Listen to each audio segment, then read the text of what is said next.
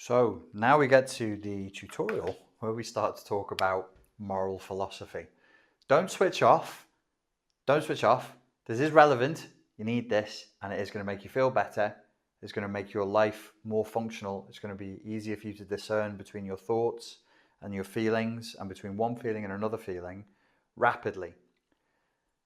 I'm going to show you why it works first, and then I'm going to show you what to do. So I'm going to reverse the flow. I would usually just show you what to do and then explain why it works afterwards. So we're going to put moral philosophy here, and you'll be thinking, I don't want to study morals. I don't want to study philosophy. It sounds like some sort of university, a particularly tedious university course. I guarantee you it is not. So we could change this up for values, a values philosophy, values or principles, sort of a way of life, we could say, instead of philosophy. But there are certain questions that you do need to be able to answer. And I took these off because they're a bit dirty. There are certain questions you do need to be able to answer. And the main one, the big one, is what is good and what is evil? Okay, so that's what we need to do. Now let me tell you why we need to do that. When a person has suffered intense long-term trauma for a period of time, usually in childhood, but sometimes in adulthood, it can play out this way as well. As long as you feel, as long as the person feels like they can't escape and like they were infantilized by the process, it will have this effect.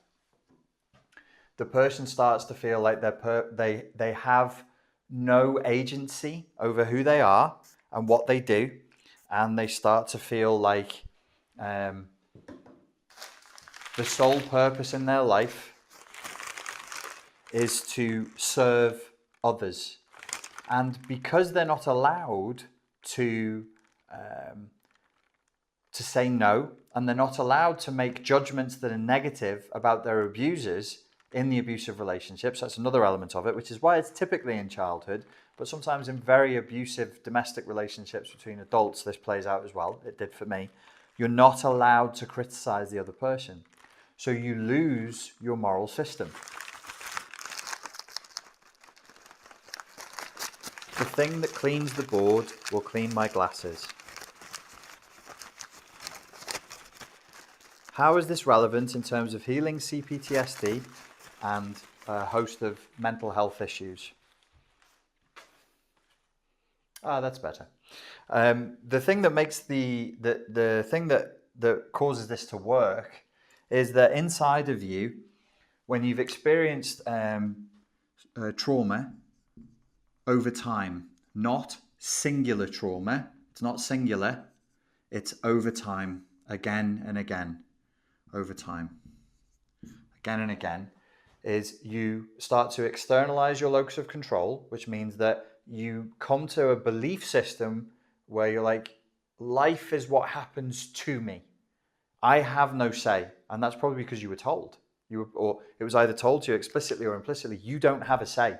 You don't get to determine what you do with your life. And if you said, oh, I have a want, I have a need, I have a desire, in an abusive relationship with a parent or with a partner, you'd be punished for that. So you lose it. You just give it up. You say, I'm not going to do that. Now, you already know about flashbacks. You've got to this part in the tutorial cycle. You're probably pretty far along already in terms of reducing your flashbacks and in decreasing their frequency. So good, well done. Well done for keeping up with me this long. What won't be in place yet is a good ability to tell the difference between different emotions. You probably still won't have much emotional literacy. And sometimes you'll confuse a feeling for a thought. So because you feel sad or you feel abandoned, you look for a source of sadness, even if it's not really there, or you look for a source of abandonment, even if it's not really there. You feel slighted, you feel attacked, you feel betrayed, you look for a source of those things, even if they're not really there. So today, I'm going to show you a methodology that helps to deal with that. you are probably already aware that you don't have strong boundaries. So let's get into why we do this and why trauma over time makes this necessary. Trauma over time damages boundaries. So it puts cracks into a person's boundaries. It just chips away again and again and again over hours, over days. A person's boundaries are slowly worn down. The boundaries, there are two boundaries that you should be concerning yourself with. One is your boundary with the outside world, and the other one is the boundary you have between you and you. These are the two things that need healing. The boundary between you and the outside world would be broken by an abusive mother or an abusive father that says, this is what I want you to do even if you don't want to do it. And I want you to pretend that you want to do it. Did you hear that?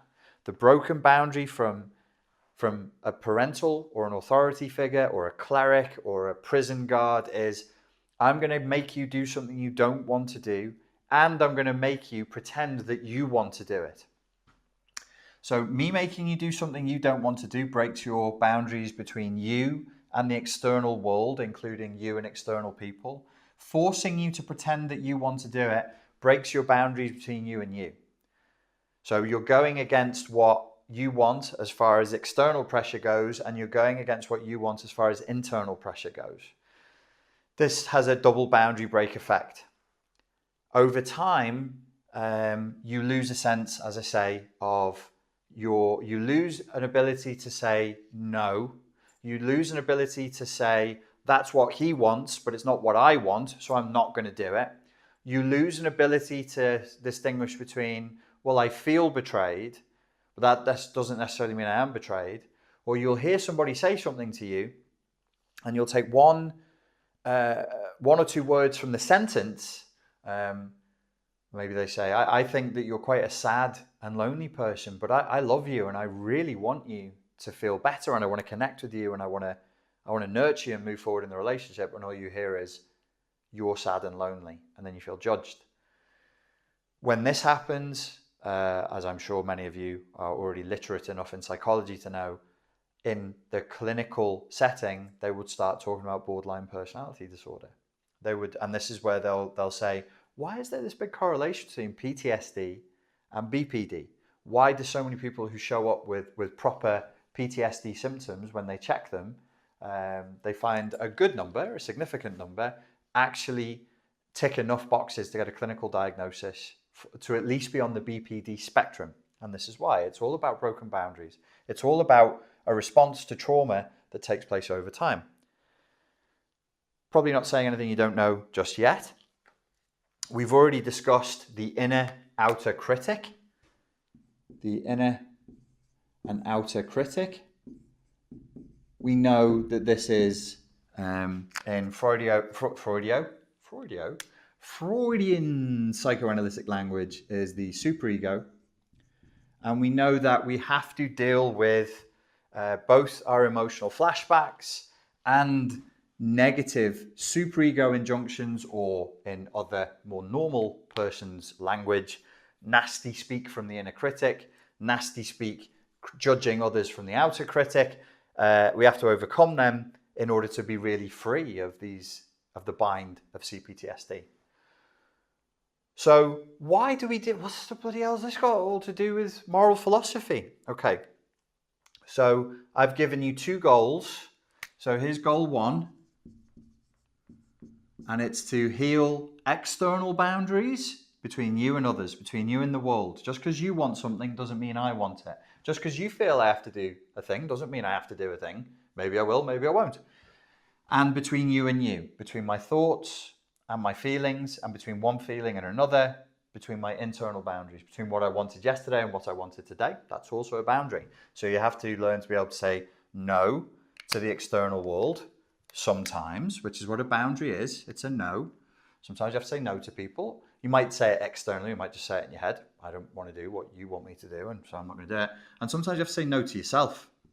We can't run with every paranoid or anxiety-rooted thought chain or trauma-rooted thought chain that shows up. Because if we do, we start flashbacking, we kick off a flashback cycle, We will essentially awaken our own inner and outer critic, and then that will induce more flashbacks. And what I suspect happens for a lot of people with CPTSD, and maybe this would resonate with you if you feel like you're on the spectrum for this, is excuse me, my nose is itchy. We actually get addicted to it.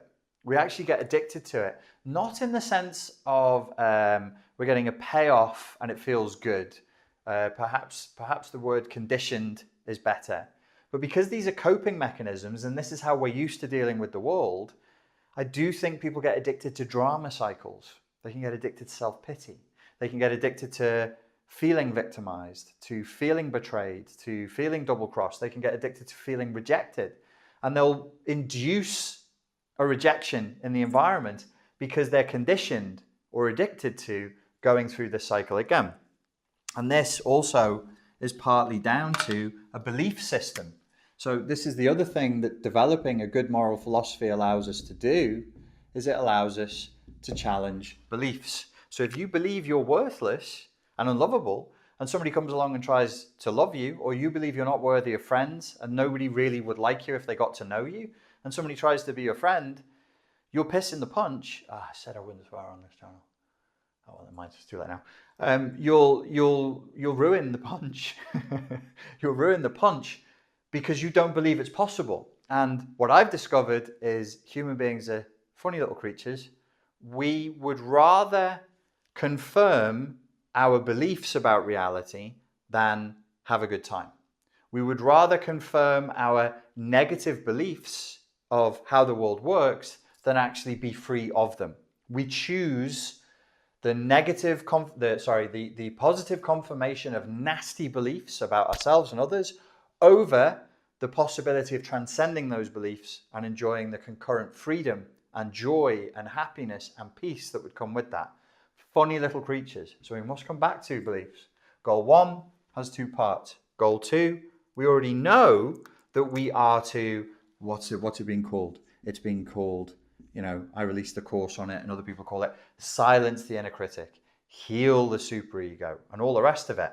Now, today, for the first time ever, I'm going to give you a next level goal to this. We've spoken of the inner critic as a bad thing. It is. We've spoken of the toxified, damaged superego as a bad thing. It is. But you're supposed to have a superego that functions. So we have to move past this and we have to integrate a positive, loving, guiding superego. Big goal, ladies and gents. This is a big goal, and this is a big goal. If you do this, and you half do this, you would look to the external world like a very different human. And people would tell you, you seem healed of whatever it was. You see that trouble that you had for years, you will not be anywhere near as agitated. So if you get maybe 80% of this done, like 80% of the time, it's a bit of a fight. You have to remember, you remind yourself, I'm going to say no sometimes. I'm going to assert my boundaries with people in a way that is sane and polite and whatever else, and functional, adaptive, not maladaptive. You don't want to be losing friends and jobs and things over it. And also internal boundaries. I can now set an internal boundary and be like, hey, I don't have to follow every single impulse that I have, because these internal boundaries can be like, eat the whole tub of Ben and Jerry's. I know, because that was me. And this is another reason why people with CPTSD that goes on for years, like me, look like and act like and sound like borderlines, like me, because we lack impulse control. I don't feel particularly, well, I would never have said to myself, I don't feel particularly good today. Because if I said to myself, I don't feel particularly good today, I would have been able to do step 1 of emotional literacy, and I couldn't even do that. The thought, it came to me as a thought, I'm going to get really drunk tonight, would just enter. And then whatever little bits of money that I had left, I would spend on getting smashed out my skull, or maybe taking drugs, or maybe doing something else, or meeting up with a girl who probably I would have been better off not bothering with for all concerned. Impulse control. addictive cycles of behavior, self-destructive behavior, massive emotional dysregulation, bouts of rage. These are the things that make clinicians like just quietly tick little boxes for borderline personality disorder. So if you fix this, you're going to feel a lot better. You're going to function much better in the world. It's so hard to live. It's torturous to live without external and internal boundaries because you're in chaos all the time. You're completely susceptible to anything that comes in. You're skinless, you're boundaryless, you have no walls to protect you. And then internally, you have no order because inside of a structure, the walls provide order. They provide a system. You get 80% of this done and just 50% of this done, you look like a very different human being. We want to get it all done.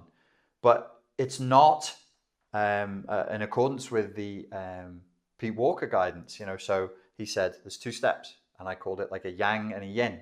Yang, protect the self. The superego attacks, you push back, you anger against it. And then something that I hadn't spent much time on was, or not quite enough time on, was the yin, was then turning the voice nurturing. So I have courses where I tried to get people to repattern that inner voice. And it worked for some people, and for other people, it just did not work at all. In fact, for some people, it really wound them up. So going direct and being like, okay, let's reprogram this inner voice. Some people, great. Other people, didn't work. And so I was like, okay, it's not worth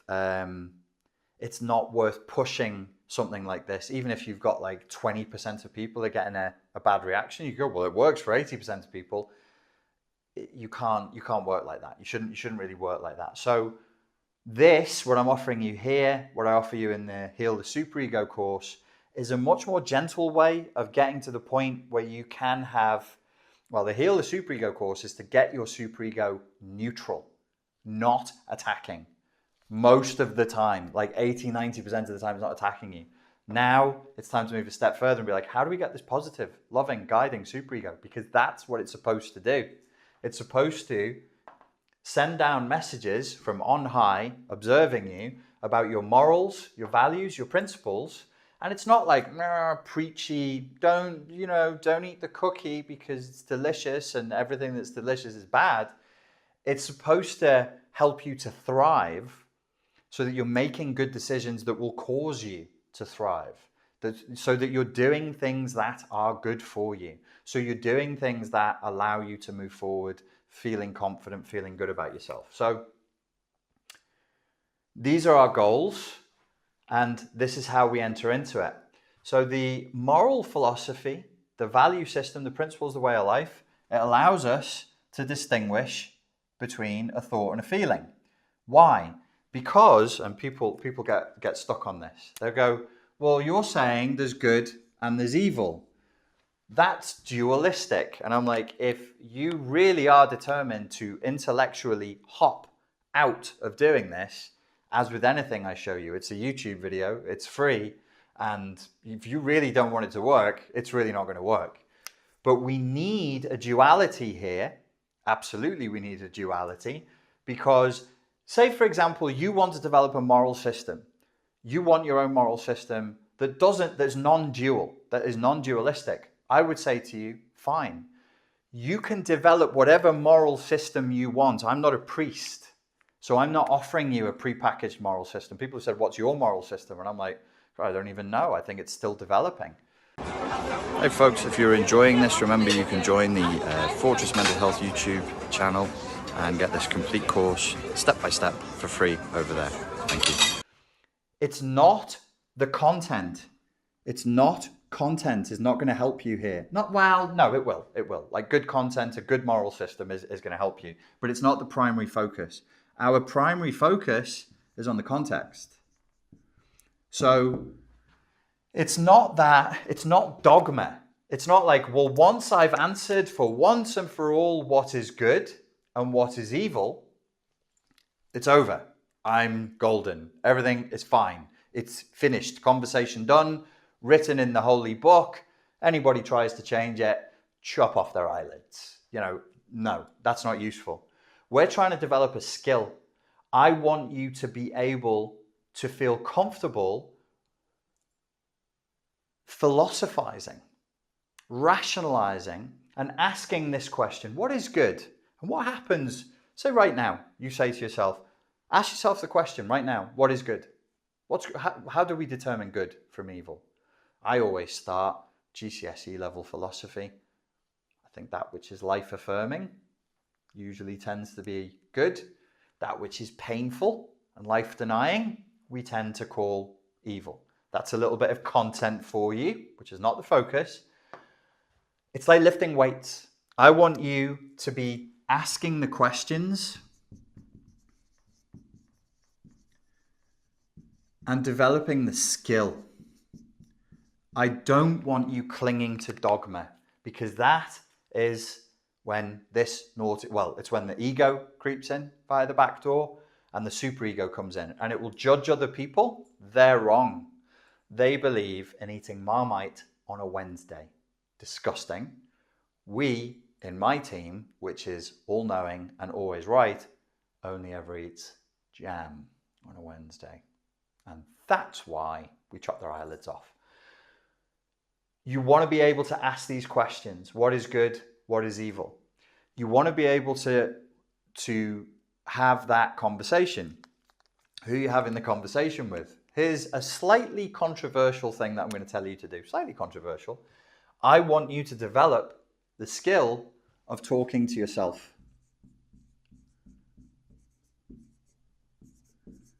Because I think that this is a cornerstone of sanity and self-protection. Out loud, if you've got the privacy, I don't see why not. If it helps you to think it through, you could take notes, you could journal the questions that you're asking yourself. But when I say talking to yourself, you want part A and part B to be able to have this conversation. Now, you'd be like, I don't know about this. Okay. Many of you are here because you've been in abusive relationships, either with family members, with narcissists, with psychopaths, exploiters. They come home and they say to you, you know that thing that you told me that you really, really wanted me to do with you? Yeah, I decided I'm not going to do it. And you go, and you freeze, because you have no external boundaries and you have no internal boundaries. And you go, okay, is this good or is this evil? Now, you're not consciously asking, is this good or is this evil? You're semi-consciously trying to assign meaning to what they've said. And then semi-consciously, you're trying to figure out many things, like, what does this communicate about the stability of our relationship? What does this communicate about my status in this person's life? What does this communicate? He's not doing something bad. He's not doing something that he said he would do. So what does it mean? And then you're stuck because you don't have good context muscles to say what is good, what is evil. All philosophical and religious systems start with this. Always, throughout the whole of time, they start with these questions. I know it seems facile, it's dualistic, there's no good, there's no bad. I personally don't believe that. And I think the systems of thought that tell you there's no good and no evil, personally, with all humility and with all respect, we're not going to get into my philosophy is better than yours ego contest today. But if you're recovering from abuse, it's beneficial to the abuser for you to believe there's no me, there's no you, there's no boundaries. There's no me, there's no you. There's only just a swaying spectrum of perception and impressions and subjectivity. There's no objective truth. All science is a delusion, a projection of Maya in the wheel of samsara. Guys, girls, please, save yourselves. You need this. You need to know some things are good and some things are bad. If you cling to heavily non-dualistic systems or I just mentioned, I use Sanskrit words, so obviously I'm referencing Buddhism and Hinduism. People in the West misinterpret these systems and they act like they're completely non-dualistic. And it's just not true. It's just, sometimes it's mistranslation and sometimes it's a deliberate misrepresentation of the systems. from charlatans. People who sometimes I think they themselves just didn't understand it. So they keep propagating the same thing, or they've read from somebody who didn't understand it. Sometimes the mistranslations that I've seen of Sanskrit words, you can trace them back 4 books over like this book was published and they mistranslated. 15 years later, this book was published and referenced this one. This book was published and referenced this one, which references that one. Do you see what I'm saying? It's like an echo chamber. If you want a non-dualistic system, ultimately, it's fine. Like, it's fine. But I'm here today trying to help people overcome CPTSD, overcome chaos, overcome confusion, overcome abuse. It only serves the abuser for you to believe there's no me and no you. It only serves the abuser for you to believe there's no good, there's no evil, there's only perception. That means I can do whatever I want to you and justify it. Think about it. Cui bono? Who benefits from you thinking there's no good and no evil and no boundaries in the world? Bad people benefit from that. Evil people benefit from you having chaos. Good is accountable. Good is responsible. Good is not fawning, it's respectful. I'm not fawning to you, I'm respecting your intelligence. I'm not serving you and supplicating to you. Because it's from goodness, I'm like, no, you're going to have to do better. You're going to have to grow up. Because if I come along and oh, poor you, it's sad, that seems good to me, this is my opinion, but that's actually evil because it disempowers you. I want you whole. I want you strong. I want you to be able to walk into a room and there's 2 people talking, 2 teachers, 2 gurus, 2 whatever, and you should be able to go, that sounds nice, but that's not going to lead me anywhere good. That's easy, I can take it, it's exciting, but I know that that's not going to lead me anywhere good because I've spent weeks and months and time thinking about these questions and the questions beyond it. This other guy is not that good looking, he's a bit dull, and his philosophy sounds hard, but I suspect that in the long term, that's going to suit me. That's actually going to not suit me, it's going to help me to thrive. We want you to thrive, we want you to grow. So beyond these questions of what is good, what is evil, we need to be asking what is the nature of reality and how should a person live their lives? And you'd be like, I just want to get over mental health issues. I don't want a lesson in philosophy. I don't want to answer these hard, open-ended questions. I just want to get over abuse. My friends, please hear me. This is a free video and I'm trying to give you as much value as I can. And I say this with total and absolute sincerity from the bottom of my heart. You will not heal. You will never move on in a way that is meaningful. And you will never protect yourselves from narcissists, psychopaths, borderlines, exploitative types in the future unless you have this. If you have this, you can say no. You can choose. You don't need me. You don't need her. You don't need him. You don't need that governing body to tell you what to think because you can think for yourself. I really need you to hear me. I only want for you to think for yourself and feel for yourself and go, okay. Trauma, it's known. This is not me saying this. It's known that in order to recover from trauma damages our map of reality. That's one of the things that trauma over time, even singular trauma, if it's intense enough, it makes us feel like we've lost our place in our internal cosmology. So we're like, I don't even know how the world works. And then you go, like, people just go into a freeze mode. You must, if you've been traumatized and it's been a hard journey of recovery and you've done everything in all the tutorials up to this point, and remember I told you, it's months you're measuring the progress in. Months, realistically, it's going to be years that you're measuring this progress in. But you should see some progress inside of days. And that should give you the inspiration to be like, oh, okay, this actually is doing something, and to keep going. But if you were traumatized in your childhood over 8 to 12 years, there's no system out there that's going to take that away inside of like 4 weeks. You can't do it. All this, and we've not even got into much yet of what to do with the moral philosophy thing. You see what this moral philosophy actually represents? Some of you have already got it. It represents daddy. It represents mummy. This is internal daddy. Who's telling you what's right to do? Your internal father. Your internal father is saying, don't do that, put that down. Not that one. Yes, that one is safe. You're doing well. Everything is okay. Everything's going to work out. You're doing well.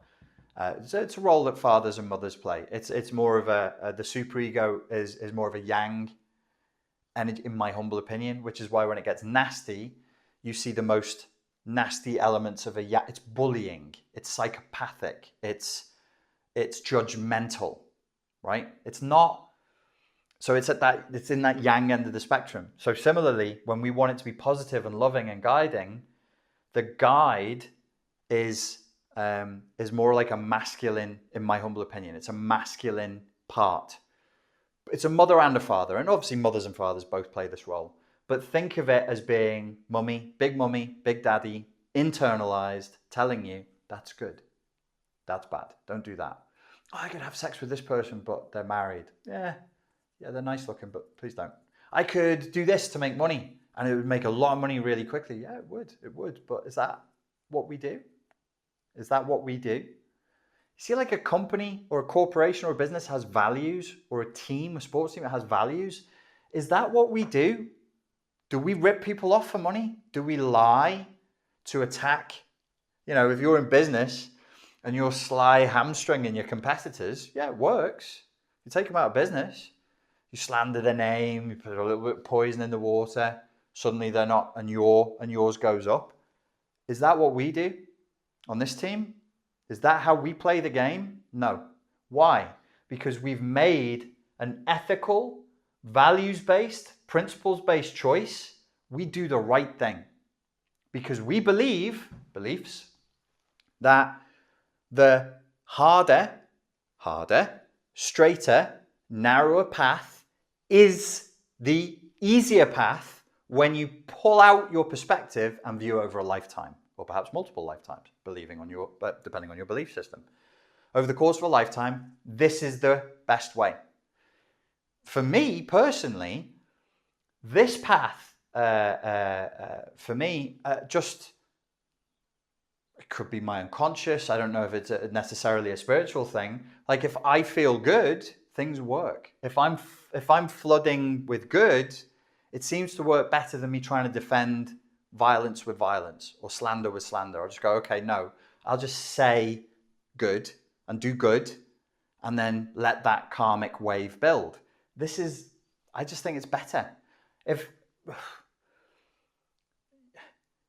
our old mythologies, I think, are true, that the snake, this deceptive, sinuous, whispering, just do it this way. You don't have to do it like that. Fuck all that. Oh, swearing again. Just everybody's bad. The snake says that's a psychopath's belief system, by the way. Everybody's bad. It's a dog eat dog world. Do it to them before they do it to you. All women are evil. Do it to them before she does it to you. All men, toxically masculine. Do it to him before he does it to you. And this is the world that we have now. We live in this world, bereft of a moral philosophy. You could even say, I can't remember who suggested it to me. Somebody said this to me not that long ago, within the last year, not a psychologist. I think it was a filmmaker. Said, is there such a thing as a collective superego? And I was like, maybe in culture we have collective superegos, like Jung's idea of a collective unconscious. We could have a collective superego, a collective inner critic, a collective outer critic. What are we choosing? Are we choosing the harder, straighter, narrower path? Or are we believing, this is a lie, by the way, it's not easier. That's why in the old mythology of multiple religions, and even like, I'm getting more into like Greek religion now. You'll see like religions borrowing from these different brands, these different stories, these different nicking from. Oh, that's a good bit of story. They nick from each other. But the idea of a tempter who whispers lies is prevalent in many cultures and many religions, because I think that's what this is. It's do it this way, it'll be better. It's not. It's not better. The people who traumatized you, where were they coming from? Listen, even good people hurt others by mistake, or you have a bad day, or you don't realize. But I don't believe, that's my belief system, that people who are trying to operate from good ever do this. Trauma over time. Like if the person's going, ow, that hurts, ow, that hurts, ow, that hurts, hour after hour, day after day, and you keep going, folks, is it hard? Are you confused? Is that good or evil? Okay, we've just done a lesson in moral philosophy. We can all agree, I think, to repeatedly ignore the cries of pain and the pleas for mercy, to repeatedly ignore it is evil. And where are they coming from? They probably didn't see you as a person. They probably see their own children as things. They probably thought they were being smart. They probably thought, well, I mean, narcissism gives us everything we need to answer that. The prince of lies, evil, it's like narcissism and psychopathy. It's, I have the right. I have the right to behave this way. I'm better than you. You don't even really exist. I'm God.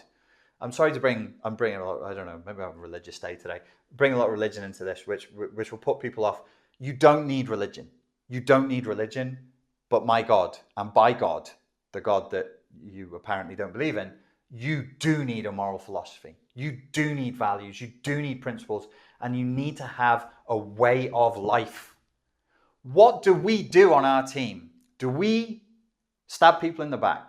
Do we spread lies about people? Do we slander people? Do we libel people? No. Why? Because it's not right. So when you have a moral philosophy, I'm asking you to go for context, not content, predominantly. You want to be strong. You want to be asking the question. That's what philosophy is. It's dialogue. You want to be talking to yourself, which is what thinking is. It's a question and an answer a protocol system. Ask a question. So you'll have just asked yourself, is it really? And then another part of you goes, oh, I suppose it is. Right? You just did that. Question and answer. That's what thinking is. So we're learning to be better thinkers. We're learning to talk to ourselves, and we're learning to make judgments. Not as the outer critic, but from a position of strength and benevolence, because kindness flows both ways. And it is kind to me for me to point out evil and say, at least to myself, that's wrong. What that person is doing is based on deception, and it's wrong. And I'm not going to associate with them anymore. I'm not doing it. That's wrong. That's evil. And go, I don't do that. I don't do that. They may do that, but I'm not doing it. And then it becomes a hard boundary. So jokingly, you'll have heard people say, and I say it with my friends sometimes, they ask me to do something and I'll be like, no, that's a hard no. That's a hard boundary for me. It's kind of like California therapy speak. That's a hard boundary for me. I'm not going to do that. But it's a real thing. You could say, no, I'm not going to do it. So you want to get good at this and know why you're doing the good thing, because otherwise you'll be pulled into evil. That's what a relationship is. If you were in a narcissistically abusive relationship as an adult, it was, come here, do this. This is going to be good. Yeah, you know it's not right. We all did. Every narcissistically abusive relationship, except when it's parent-child, where there's no choice. When it's adult, we all knew the person was bad.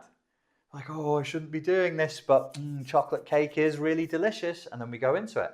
So, but if you have a good moral system, you can see evil. If you have a good moral philosophy, you have internal boundaries. You can see evil for evil. That is wrong. And then you can make an internal boundary. You say, that's evil, but it's cool. I want some of that because I think it's cool. My ego wants some of that, but it's evil. Okay, so if I only have an external boundary with no internal boundary, be like, I can see that that's evil, but it's cool, and I think that it's going to benefit me, so I'm going to shortcut, break my boundary for evil to get in. I'm going to shortcut, I'm going to do it because I don't have the internal boundary. So you want a good internal boundary. Walking away from opportunities, walking away from relationships, walking away from business ventures, and not feeling like a dummy for doing it, like some naive little goody two shoes do-gooder. We don't want to create like a bunch of people who are daft and naive and like little goody two shoes type people. No, that's where the strength comes in. You go, why didn't you do that? Because that's not what I do. It just doesn't exist. I'm not going to do that. Okay, what are you going to do instead? That is an example of a positive, loving, guiding superego that's bringing your morals, your values, your principles down. So what else do we need to do? We need to work on the muscle of asking the question, what is good, what is evil? Ask the question, what is the nature of reality? Ask the question, how should a person live their life? If you have an answer to that, if you literally write down, say if you wrote down every day 1,000 words, it's not that much, maybe take you, I don't know, depending on how fast you write, like half an hour, 40 minutes. And you start to go, what is good? What is evil? How should a person live? What is good? What is evil? How should a person live? Every day for, my favorite thing, every day for 30 days. You will grow boundaries in places you have none. You will have order in places where now you only have chaos. You will have strength and walls and an ability to say no when now you have nothing. Because chaos can't say no. That's not what chaos is. Chaos is pure potential. But it's pure potential for anything. It's pure potential with no boundaries. You might get lucky with pure chaos. With pure potential and pure chaos, you might get lucky. Flip the coin. Something good may come in. But I'll tell you something I've found in my time on this planet, in this dimension. When you do chaos, typically what comes in is not angelic. Typically what comes in is something from the other side of the other team. Something nasty comes in when you embrace chaos. So developing a moral philosophy, asking philosophical questions, joining a philosophy group. There's a thing, I don't know if it still exists, but it used to a few years ago, free meetups from meetup.com called Socrates Cafe. And you could go and discuss philosophy with people. If you have a friend, you could discuss it. Some of you already do this, but you do it in an unfettered, unboundaried, and unconscious way. So there are guys and girls watching this who sit with their friends and they kind of bitch about relationships. But what that is, I think, is based on a positive urge to form a value system. Like, what did she say to you? Oh, she said this. What did you do? Oh, I did this. And I'm like, I would never do that. You should never. And I'm like, okay, if you're going to do that, do it, but be noble in the way that you're doing it. Have value. Have virtue. You know that Greek concept from Greek philosophy, the virtues? It's there in Taoism. The way of the superior man. Superior sounds a bit narcissistic. Okay, the way of the good human, let's call it. The developed, mature, well-rounded, thriving, healed from trauma human. Doesn't mess with this stuff. Sticks with this even when it hurts and it's hard. Sticks with doing that which they think is right and is in accordance with their values. When you can live in accordance with your values and you're talking to yourself, you've grown a capacity for an internal dialogue that some people don't even have. And it's a positive one, not because you have a dogma that you hold on to, but because now you can ask the question. So when the person comes home and you say to them, oh, we have that appointment that I told you about that's important to me, and they go, well, it's not that important to me and I'm not going. You now have a context and a skill set and a strength through which to filter that and say, okay, is this something that hurts me and I'm going to sweep it under the carpet for peace? Or is this something I'm going to plant my flag on? I'm going to plant my flag on this particular hill and have a battle over this.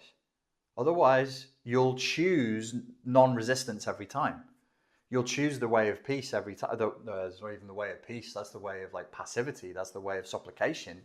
Because in a choice between conflict and peace, only people who are extremely emotionally dysregulated and are like psychopaths who are addicted to drama and addicted to conflict, high conflict personalities, you're going to choose the low conflict way out, which you'll find over time benefits the bad person and costs the good.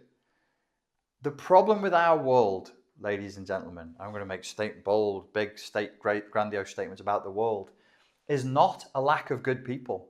It's not a lack of goodness. It's that our goodness is weak. It's weak and it doesn't stand up for a second against evil. It gets smashed to pieces because we don't have this.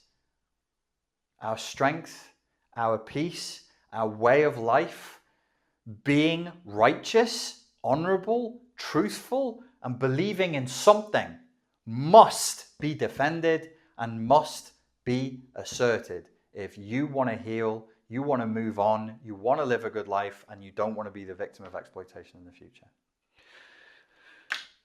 Ladies and gentlemen, thank you very much for your time and for your attention on that one, and I look forward to speaking to you again soon. Cheers.